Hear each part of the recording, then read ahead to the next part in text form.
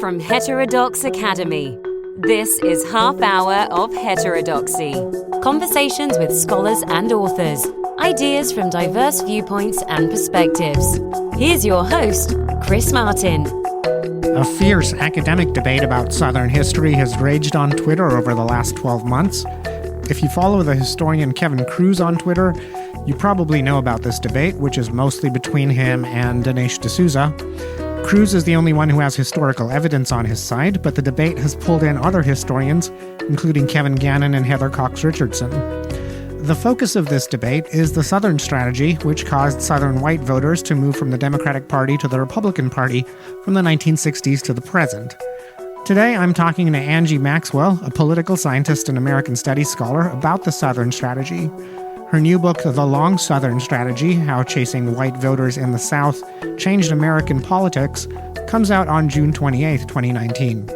The book is co-authored by Todd Shields. Angie is at the University of Arkansas, where she chairs the Diane D. Blair Center of Southern Politics.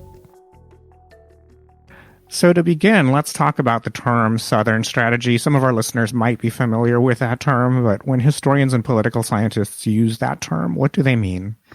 Okay, well, the traditional, what I would call the short Southern strategy, is the idea that Goldwater and Nixon decided to pursue Southern white voters by tapping into the white angst that accompanied civil rights, changes to civil rights, laws, and that people were so angry and so upset that they would play to that and get them to flip from Democrat to Republican.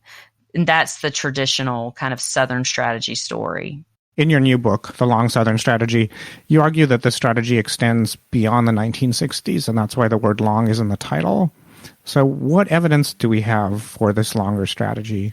Well, the best evidence is just to look at the electoral map post-Nixon, and you see that if that had been the moment that the South flips completely Republican, then you wouldn't have, the South supporting Democrat Jimmy Carter in 76 or Bill Clinton in the 1990s. Both of those were Southern white candidates, so it pulls at Southern white voters. But it also meant that, white racial angst was not enough alone to flip the region. Maybe because attitudes changed, or maybe because, the backlash to civil rights kind of subsided in its intensity. But we see the GOP once again decide to take a fork in the road on issues related to feminism and the Equal Rights Amendment, and then on the pursuit of evangelical Christian voters. And those two choices, along with playing into white racial angst, is really what flips the South from blue to red all the way from the national to the state to the local level. Tell me about some of the key events from the 1960s to the 1990s that established this strategy. So when you look at support from white Southern states for GOP presidential nominees, you see that in 64, Goldwater pulls, 5 deep South states, but loses clearly the election. In fact, he only wins one other state, which is Arizona, his home state. And then you see that Nixon, who really tries to thread the needle between George Wallace, who runs as a third-party candidate in the South and picks up the deep Southern states, since, of course, he's the segregationist governor of Alabama, that Nixon wins the rest of the South and some of the peripheral South. And that is the story we kind of tell, that Nixon finds a way to use more coded racial language, and therefore the South turns red. But if you look at 1976, you'll see that the South goes back to Democrats under Jimmy Carter. Of course, governor of Georgia and one of their own kind of Southern white candidate. And the GOP, discusses and is kind of stressed about how to kind of turn the tide back. They feel like they've lost the inroads they made in the South because of Watergate, and they try to find some issue that they can, in addition to the coded racial language, to play up to win those white Southern voters back to the party. And so in the 80s, Reagan's team polls 40,000 American women in a project that's headed up by Elizabeth Dole and a few others. And they divide these women into 64 categories, which they gave titles like Betty's, Ann's, Helen's, Nancy's. But the larger trend they notice is that Southern white women in particular are not feminist. In fact, they're anti-feminist. And of course, 1977 is when you have the National Women's Convention in Houston, and you have Phyllis Schlafly host an anti-feminist, family values rally to counter that convention, which had been completely bipartisan, the National Women's Convention. And so in 1980, the GOP drops the ERA from its platform and really appeals to traditional gender roles, which is very successful for Reagan and shifts a whole lot of Southern white men, but also anti-feminist Southern white women to the GOP. And then again in the 90s, you see that Bill Clinton's candidacy, again, a Southern white candidate, pulls Southern voters back to the Democratic Party. And so there is another concerted effort and a decision made amongst GOP leaders to really try to appeal to Southern white evangelical voters and culture. And that ends up really solidifying kind of the Red South, not just at the national level, but at the state and local level, by the time you get to the candidacy of George W. Bush. And so it's really a combination of three kind of forks in the road that make Southern white voters so not just voting one time for a GOP candidate, but changing their party affiliation, Republican parties becoming really robust in the South, that whole infrastructure, which is, what you need in order to realign a region with a party, kind of in a thorough, long-standing way. And some people still dispute that there was a Southern strategy. I'm thinking of Candace Owens most recently. Can you talk about why they justify that explanation? Well, it's a curious phenomenon. There was a pretty viral fake news video that tracked the Southern strategy and tried to debunk it, that went pretty viral, which is what a lot of these folks kind of refer to when they talk about there was not a Southern strategy. And usually what they start with is the idea that, it was Democrats who were the party of slavery. It was Democrats that were the party of segregation. And so therefore the idea that the GOP is the party appealing to white racial angst in the South is false, right? But as we know, the South realigns from blue to red, starting in the 60s and stretching all the way till the end of the 20th century.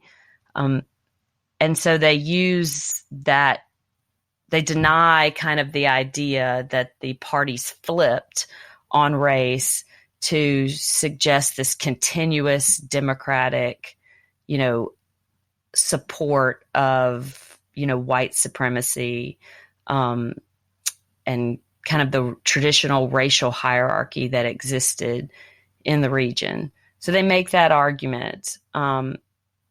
But it doesn't hold water because we have enough historical records now, enough archives that are open to see that there was a decision made within the GOP after losing in 1960 to Kennedy, to really try to go after that southern block of states in the Electoral College by deliberately choosing to play to that white racial angst.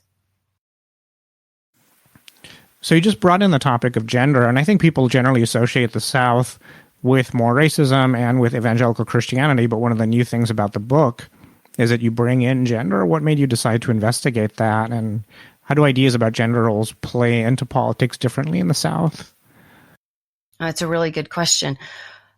It's been a huge hole in the field, and people who study Southern politics, primarily because it's been a male-dominated field.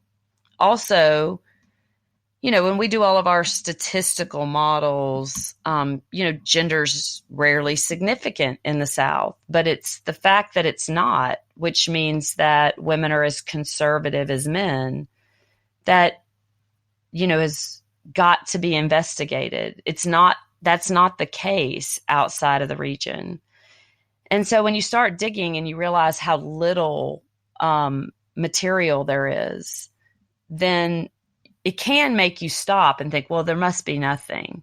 But the more we know about that, the rise of anti-feminism, which there's been some research on really recently, Marjorie Sproul's book comes to mind. And then you see how powerful it was. And you realize that the family values slogan that becomes so dominant in the GOP in the last, 20 years really comes from the anti-feminist movement under Schlafly. And then the Southern historians have done most of the research on where this kind of cult of Southern white womanhood comes from. And they trace it all the way back to being, it developed in kind with kind of their justifications for white supremacy. So way back in the antebellum South, the reasons for why you needed such white control over particularly Black men, is that Southern white women had to be protected, right? Held up on a pedestal, fragile, and the two things kind of coexist. So that becomes kind of the faux justification for slavery, for lynchings, even for segregation. And that has to have some long-term political consequences.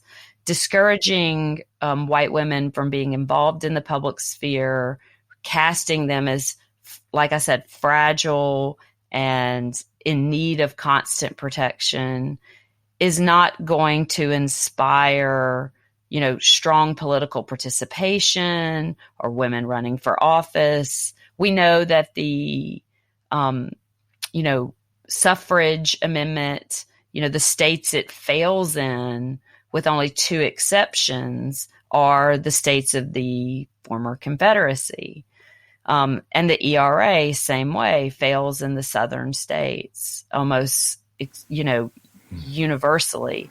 And the ERA is the Equal Rights Amendment in the 1970s. Yes, the Equal Rights Amendment, right. So when it sails through the House and the Senate, but when it needs state ratification, it's the southern states that keep it from having enough states pass it for it to become, federal law. So when you start looking at the map with suffrage and then with the Equal Rights Amendment, and then you start looking at Southern white women changing their political affiliation, their party affiliation, you realize that there was this turning point, and it happens in 1980. And there's a historical part here, and then there's a political science part. The historical part is a part where you talk about Phyllis Schlafly, a figure who's been quite influential, but a lot of Americans have not heard about. And she was not actually from the South, but she was quite influential in the South. So tell me a bit more about her. Well, Schlafly's actually I mean, I would argue that she kind of starts the Southern strategy. She doesn't call it that, but she publishes a book called A Choice, Not an Echo, in the 1960s. And she was basically, a mom and a homemaker, and a political organizer from St. Louis. But her argument in A Choice, Not an Echo is that the Republican Party was not offering a distinct choice from the Democratic nominees. So she even kind of called it Democrats light, is what the GOP is being. And, in some ways, particularly when civil rights was the dominant issue, the Republican and Democratic parties' platforms are almost identical in the 1950s. And we don't really know, or we didn't know that maybe one party was going to go pro civil rights and one party was going to, try to halt or dampen kind of progress in that direction. And probably most people would have guessed that it would have been Democrats who would have taken that conservative, position. But because of the Kennedys and because of who Democrats start to nominate, they really kind of brush off this Southern wing of the party. You've got LBJ, who signs the Civil Rights Act, and gets identified. The Democrats get identified kind of with pro-civil rights. And Schlafly is saying, if we want to be successful as a party, we're going to have to distinguish ourselves from the Democrats. And so, Goldwater literally uses that slogan, a choice, not an echo, in 64 on some of his campaign materials. And then Schlafly, it's kind of quiet, and then she really surges back into popular organizing when she founds the STOP ERA, which STOP stood for Stop Taking Our Privileges.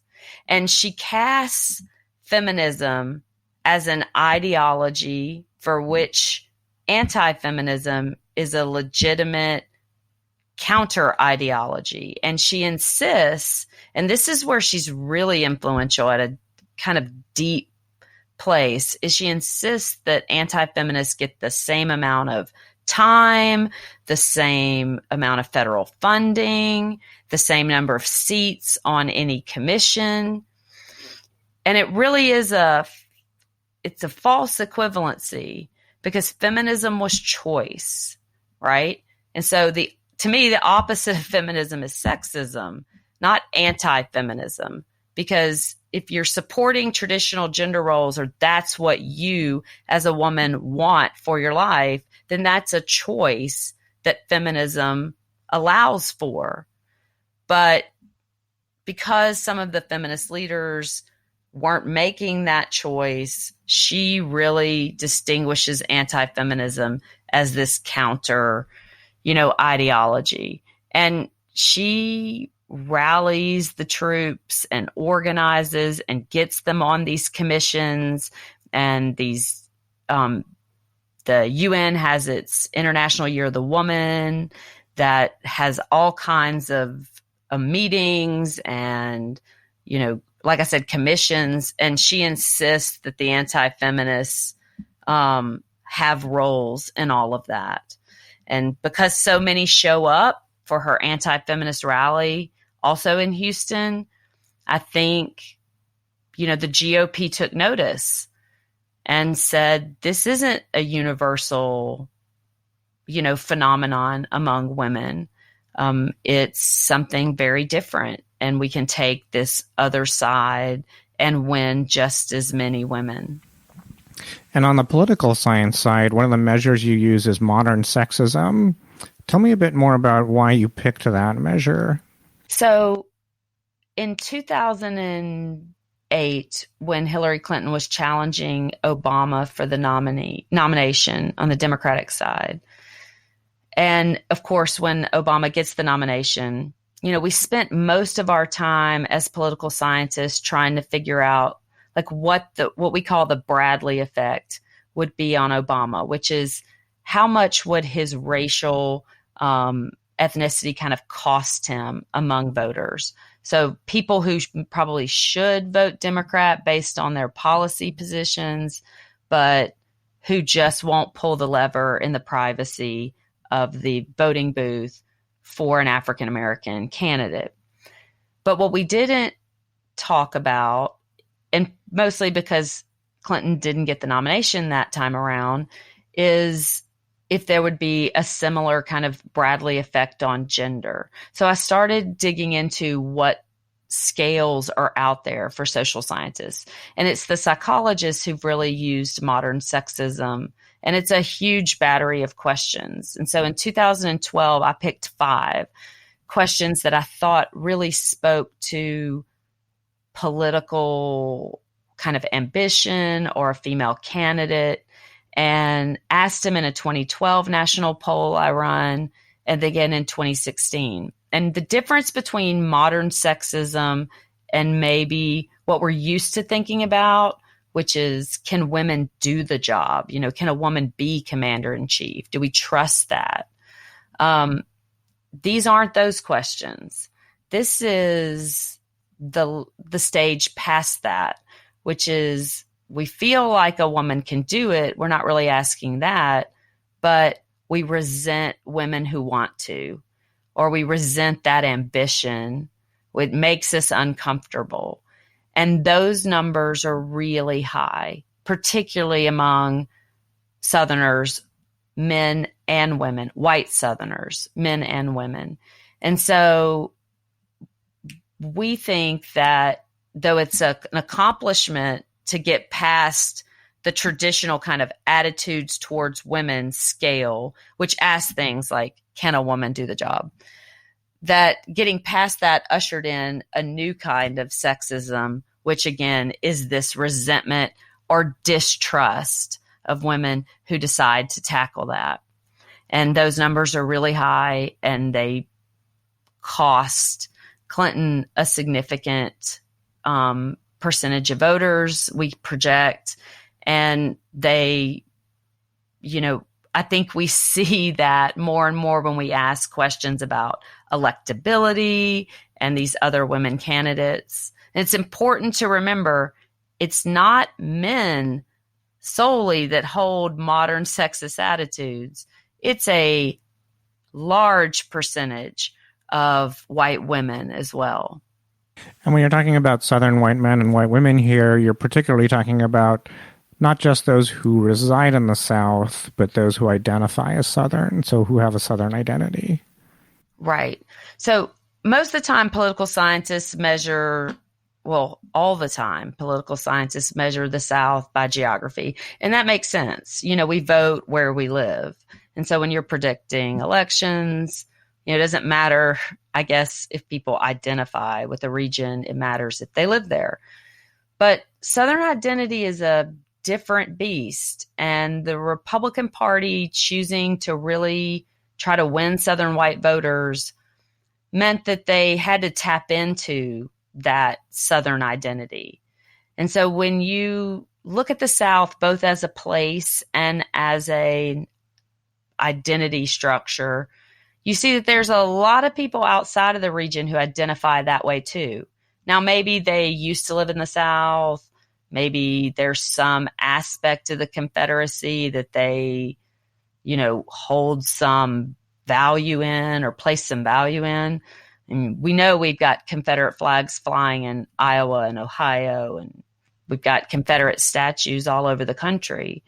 So it's important, I think, to measure both. If you're talking about identity politics, you know, Southern identity and the Southern strategy, the long Southern strategy, and the GOP's decision to play into that and kind of nationalize Southern white identity, it's crucial to try to figure out what it is. Right. One of the things I liked about the book was the way you break down the graphs and you show figures for people who live in the South. Well, these are figures for white voters who live in the South, and then white voters who identify as Southern. And those numbers are never quite the same. And I don't think any previous author has broken down figures in that way. And I think it's useful I found it useful personally because I've lived in the South for over 20 years now. And I think there are definitely Southerners who feel ambivalent about the South because of the Confederacy, and then Southern whites who don't and who are still quite proud of the South. And for them, it's a core part of their identity. Mm-hmm. One counter argument someone could raise about your book is that you're arguing that the Republican Party pursued a Southern strategy, but a counter argument is they became more ideologically conservative, and so of course they just won more votes in the most conservative region, which is the South. Maybe there was no Southern strategy per se. So how would you respond to that? Well, a lot of it has to do with electoral strategy, right? So we know that there was a debate in the 60s between a pro-civil rights wing of the party, the Rockefeller wing, who really did not want to play into white racial angst, and the kind of Goldwater-Nixon wing of the party, who thought that strategy would benefit the party over the long run. And it's a real battle. And there was a whole lot of Republicans who were very disappointed. You can see that in Goldwater. He loses everywhere except Arizona and the Deep South. The people were really turned off by that. But Nixon, when he kind of codes the language, packages it better, it becomes more palatable to a lot of Republicans. We see the same debate in the 80s over the ERA. As I mentioned, the National Women's Convention was wholly bipartisan. And when I say that, I mean every former First Lady was at that convention, Republican and Democrats. You had a huge feminist wing within the Republican Party. And those women and men were very disappointed when the GOP drops the ERA from its platform.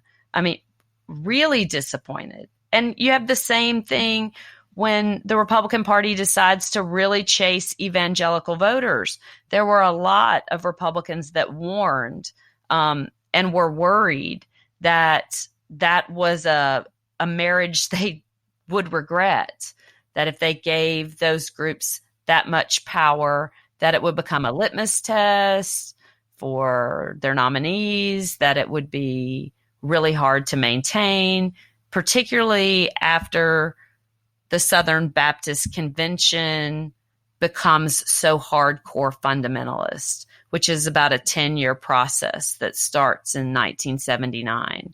Because then it moves away from, an organization protecting the free exercise of religion and moves towards, for example, their lobbying firm, they fire and replace with a group that's pushing for the establishment of Christian religion within our public life.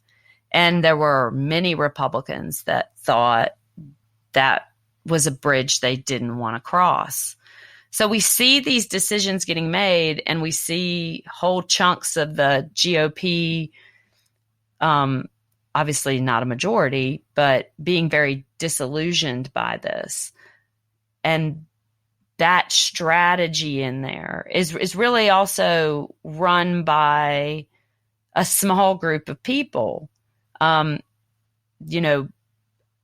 tell folks that, when I heard that the Trump campaign had hired Paul Manafort, way back, I just, cringed, as Paul Manafort is who ran Reagan's Southern campaign. And when you look at who made the, very racist Willie Horton kind of famous campaign ad that really hurt Democratic nominee Dukakis, you look at who made that ad, and it was Roger Stone and Roger Ailes, a young Roger Stone and Roger Ailes. So there's been this kind of cohort of people willing to do that work, frame the debate that way, are hired by the campaigns, and how far a candidate and their team will let that group push these issues, traditional gender roles and kind of demonization of feminism, racial angst and this kind of evangelical outreach. The more they'll let them push that, oftentimes the more kind of extreme the party became. So one question I think that's of interest to a lot of our listeners is, given this history, how do you differentiate between principled conservatism and Southern identity, and how do you measure each of those things? Oh, it's a really good question. Well, a mistake that we often make, and that's kind of what this whole book is about, is like getting a realistic lay of the land so that, the coalitions that need to be built, depending on which side of the, ideological spectrum you're on. But if you're a progressive, the coalition you need to build, is maybe not what we thought, right? And so one of the mistakes we've made is lumping all, people who express racial resentment or modern sexism or evangelical religion together. We're like, oh, that's these people, right? But it turns out that, and we show this in the book, most people are not all three. They don't fall in that category. They maybe hold one of those attitudes strongly. Maybe they're neutral on the other two. The place where you have the most voters who hold all three is, of course, in the white South. And chasing all three of those things, taking those far right positions, wins you a bigger chunk of the white South. But it picks up, hardcore evangelicals in the Midwest, or people who are really uncomfortable with a female president that are in the Rust Belt, right? And so it captures all of that. And then in addition to that, you have kind of traditional conservatism, which had a lot to do with the views on the economy and the deficit and economic regulation. We saw in the Tea Party that, and I still think this, a lot of the folks who started that kind of wing of the party were really concerned about the economy and the deficit and our federal spending. The problem is that a whole bunch of other folks jumped on board the Tea Party because they saw it as a criticism of Obama. And so it becomes kind of this placeholder for that extreme kind of racial resentment. So there are ideological conservatives in there. They will not, express high levels of racial resentment. They will not express high levels of modern sexism, and they will not be, kind of Christian nationalists. And most of that has to do with the economy. The problem is over the last 40 years, because the GOP has taken those positions, the American people have sorted themselves kind of accordingly. So where you used to have maybe people who would express high levels of sexism pretty evenly distributed in both parties, now you've seen a shift to the GOP. Doesn't mean that all Republicans express that. In fact, there's about 40% who don't among white Republicans. That's a lot of people, but they can't they don't have enough of a block to control that within their own party. So there's still principled conservatives out there who don't express any of those things, but they're in the minority in their own party. So before we wrap up, tell me a bit about the Blair Center for Southern Studies, where you work, and what's unique about it. The Blair Center is named after Diane Blair, who was a political scientist who focused on the South, passed away after a short battle with brain cancer. And there was an endowed center named after her. Its mission is research. And my team, one of the things we realized that people who work on Southern politics struggle with is good data.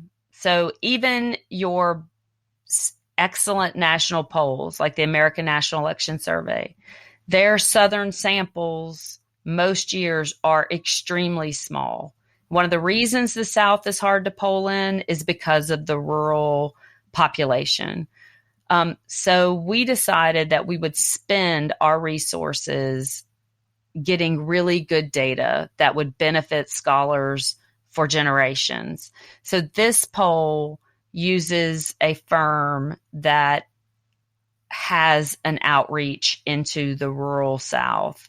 And so it has an oversample of the South, so that we can really tease out the differences in the people who live in the South and the people who identify as Southern. And that really changes how the national picture looks when you get a true sample of the South and you don't just have most of it from the urban areas within the region.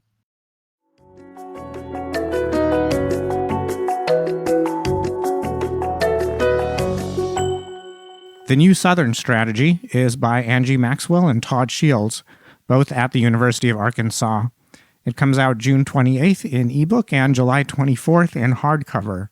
Angie and Todd will be appearing at the Politics and Prose bookstore in Washington, D.C., so you can catch them there on July 24th. You can also follow Angie on Twitter at Angie Maxwell1.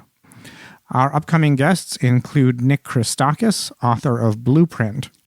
As always, please leave us a review on iTunes if you enjoyed the show. It helps other people find out about the show. Thanks for listening.